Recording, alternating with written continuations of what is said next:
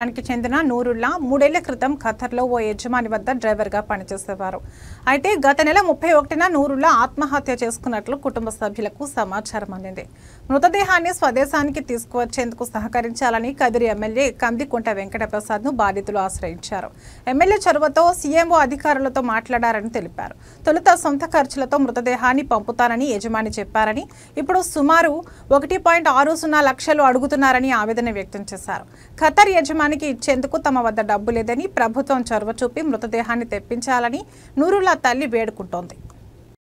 పంపించలేదప్పా, మాది బీద కుటుంబము, చిన్న బిడ్డలు, నా బిడ్డకి 2 ఆడబిడ్డలు. నా బిడ్డ డ్రైవర్ పని చేస్తా అన్నాడు.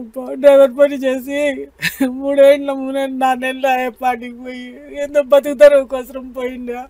నా బిడ్డ 30వ తేదీ మాట్లాడినాడు. మళ్ళీ 6 నుంచి మాటలు లేదు, ఏమి లేదు, ఫోటో లేదు, ఏమీ రాలేదు. మాకు దయచేసి నా బిడ్డ మృతదేహాన్ని అన్నా పంపించాల. నా బిడ్డ కడసారి చూపట్లా చూడల్లా. దయచేసి మీకు నా ఒక సహాయం చేయండి స్వామి మాకు అని కోరుకుంటాను స్వామి. నా బిడ్డ పంపించు అని చెప్పి మాకు ఈ సహాయం చేయండి సార్. నా బిడ్డకి చూడల్లా కడసారి చూపు. నా బిడ్డకి దయచేసి మృతదేహాన్ని పంపించండి. నా బిడ్డ కడసారి చూపు చూడల్లా సార్. ఏం చెప్పారు అక్కడ? మీకు గల్ఫ్ దేశానికి ఏమైనా కాల్ వచ్చిందా? ఇట్లా జరిగింది, ఏం జరిగింది అనేది అన్న మాకు 3:30కు 3:30కి ఇట్లా చెప్పినారు సార్. అది ఏం జరిగిందో ఏమో మాకు తెలియదు. వాళ్ళు ఫోటో కూడా కానీ ఫలాని కానీ ఆ అమ్మాయి ఏం చెప్పలేదు సార్ మాకు ఇవాళ వరకు. ఇప్పుడు మృతదేహాన్ని పంపించడానికి ఆ స్టేట్లు ఏమంటున్నారు?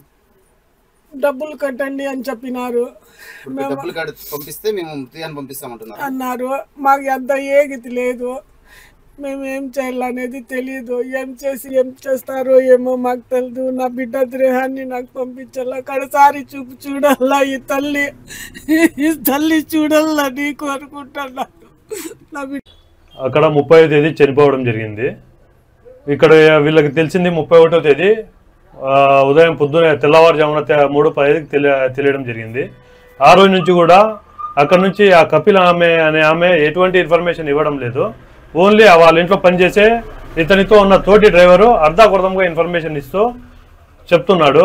ఇంతవరకు కానీ అతనిది ఒక ఫోటో కానీ ఒక వీడియో కానీ ఏది కానీ ఇవ్వడం లేదు.